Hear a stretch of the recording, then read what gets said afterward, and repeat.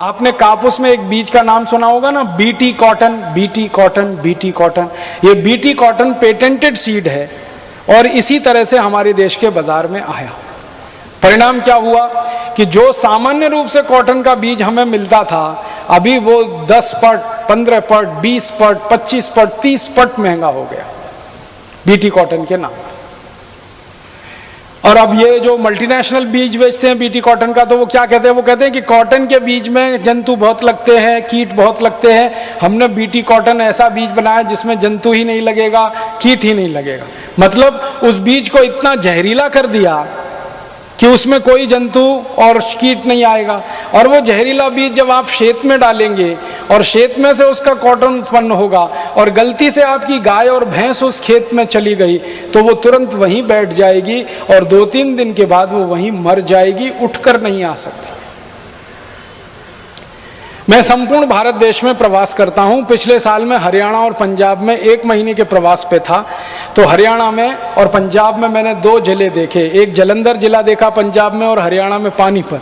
जालंधर जिले के सैकड़ों गांवों में जहां बीटी कॉटन किसानों ने लगाया, वो किसान मुझे अपना खेत दिखाने के लिए ले गए। तो उन किसानों ने मुझे परीक्षण करके बताया। एक खेत में मैं खड़ा था, जालंधर से 30 किलोमीटर दूर एक गाँव में।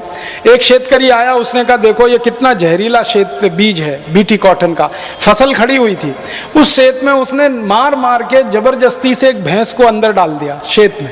वो जा नहीं रही थी लेकिन धक्का दे दे के डाल दिया। थोड़ी देर के बाद वो भैंस चलते चलते बैठ गई। फिर वो मुझे भैंस के पास लेके गया। भैंस को बैठने के बाद मैंने देखा उसकी गर्दन टेढ़ी हो गई। गर्दन टेढ़ी हो गई तो उसने, अब शेतकरी ने कहा अब ये उठेगी नहीं यहां से। मैंने कहा क्यों? उसने कहा अब ये गई। हम रात को उसके घर में जाके सो गए। सवेरे आके देखा तो भैंस बिल्कुल बेहोश पड़ी थी और दूसरे दिन आके देखा तो वो भैंस मरी हुई थी। वो शेतकरी ने कहा कि मेरे गांव में सैकड़ों भैंसें ऐसे मरी हैं, बीटी कॉटन के खेत में भैंस घुस गई, जिंदा वापस नहीं लौटी। बीटी कॉटन के खेत में अगर कोई गाय घुस गई, जिंदा वापस नहीं लौटी। बकरी घुस गई, जिंदा वापस नहीं लौटी। इतना खतरनाक, इतना जहरीला बीज ये बीटी कॉटन के नाम पर सारे देश में भेजा गया। शेतकरी को ये उल्लू बनाया, मूर्ख बनाया कि इससे उत्पन्न जास्ती मिलेगा। लेकिन शेतकरी को ये नहीं बताया कि जो उत्पन्न जास्ती मिलेगा वो जास्ती खर्चे के बाद मिलेगा। पहले कॉटन उत्पन्न करने का जो खर्चा आता था, उससे खर्चा अब 2 पट और 3 पट हो गया। तो खर्चा आपका 2 पट और 3 पट करा दिया। फिर उसके बाद उत्पन्न थोड़ा जास्ती मिला तो आप उस तरह से घाटे में ही रहे, कोई फायदा नहीं हुआ उसमें। और जो शेतकरी ने बीटी कॉटन लगाया आंध्र प्रदेश में, पंजाब में, हरियाणा में, पश्चिमी उत्तर प्रदेश में, गुजरात में, वो सब शेतकरी अभी रो रहे हैं और परेशान हो रहे हैं। एक तो उनके जानवर बीमार हो रहे हैं, दूसरा उनके खेत की मिट्टी पहले से ज्यादा तकलीफ हो गई है। मराठी का एक शब्द इस्तेमाल करूं तो मिट्टी नापीक होना शुरू हो गई है। ये WTO के खतरे हैं और धोखे हैं हमारे देश में। अब कोई भी मल्टीनेशनल कंपनी आएगी, कोई भी बीज लाएगी। अब एक अमेरिकन कंपनी आ रही है, वो बीटी कॉटन की तरह से बीटी ब्रिंजल लेके आ रही है। बीटी बैंगन, बैंगन को बीटी बना दिया।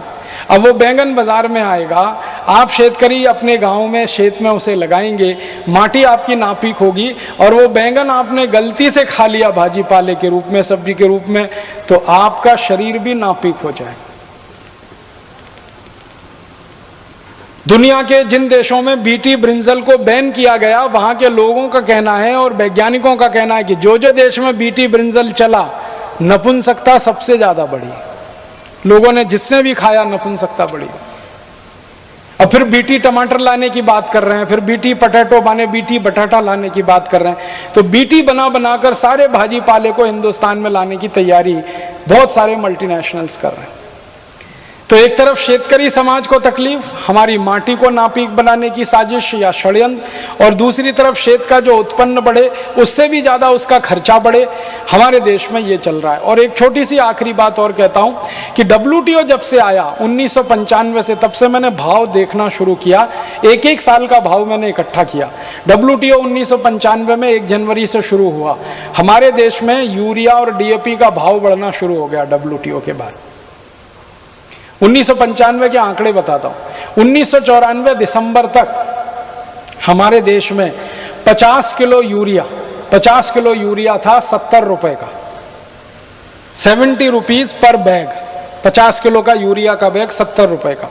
WTO आने के बाद हमारे देश की सरकार ने डायरेक्ट और इनडायरेक्ट दोनों सब्सिडीज को कट करने का जो प्रयास किया शेतकरी समाज की, यूरिया DAP की सब्सिडीज भी कम हुई शेतकरी समाज के लिए। तो अब वही यूरिया 70 रुपए का जो 50 किलो था, अब 270-275 रुपए का 50 किलो है 2009 में। तो यूरिया का भाव बढ़ गया। कम से कम अगर आप 70 रुपए का 140 में लो, 2 पट हो, और 70 रुपए का आप अगर 180 में लेते हो, 3 पट हो गया। 70 रुपए का अगर आप 250, 260, 270 में लेते हो, 4 पट। तो 4 पट यूरिया का भाव बढ़ा दिया सरकार ने WTO की कंडीशन से। फिर DAP का भाव उससे भी ज्यादा हो गया।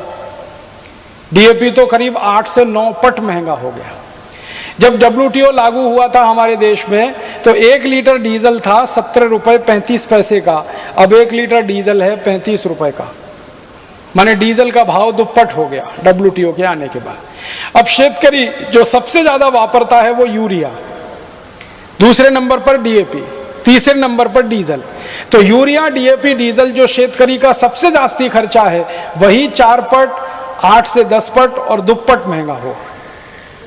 तो शेतकरी का खर्चा भी 4 पट, 8 से 10 पट महंगा हो गया। खर्चा जास्ती हो गया, महंगा जास्ती हो गई खेती, यूरिया DAP महंगा हो गया, डीजल महंगा हो गया, तो खेती का उत्पन्न खर्चा ज्यादा हो गया, लागत खर्च ज्यादा हो गया, कॉस्ट ऑफ प्रोडक्शन ज्यादा हो गया, और अंतर्राष्ट्रीय बाजार से सस्ती खेती वस्तुएं आने लगी।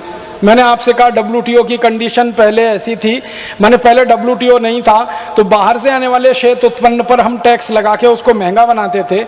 अब WTO की शर्तों के बाद बाहर से आने वाले खेती के उत्पन्न पर जास्ती टैक्स नहीं लगा सकते, वो जास्ती महंगा नहीं हो सकता, वो सस्ता आके बाजार में बिकता है। तो भारत के शेतकरी का शेत उत्पन्न महंगा और बाहर से आने वाले शेतकरी, अमेरिका, यूरोप के शेतकरी का शेत उत्पन्न सस्ता। तो सस्ता शेत उत्पन्न भारत के बाजार में आके ज्यादा बिकेगा, तो शेतकरी अपने का उत्पन्न कम बिकेगा। तो वही उत्पन्न कम बिकने से खेती का जो लागत, खेती का जो विकास दर है, जो WTO आने के पहले 4.8% था, अब वो विकास दर 4% से भी कम है। 2009 तक आते आते वो 3% रह जाएगा। माने शेतकरी समाज और ज्यादा गरीब और गरीब होता चला जाएगा। तो हमारी सरकार तो WTO की नीतियों में ऐसी फंसी है जो शेतकरी समाज को ज्यादा गरीब बना रही है और शेतकरी समाज की तकलीफें ज्यादा बढ़ा रही है। सारे देशभक्त हमारे वीडियो को लाइक, शेयर और हमारे चैनल को सब्सक्राइब करें। जय हिंद।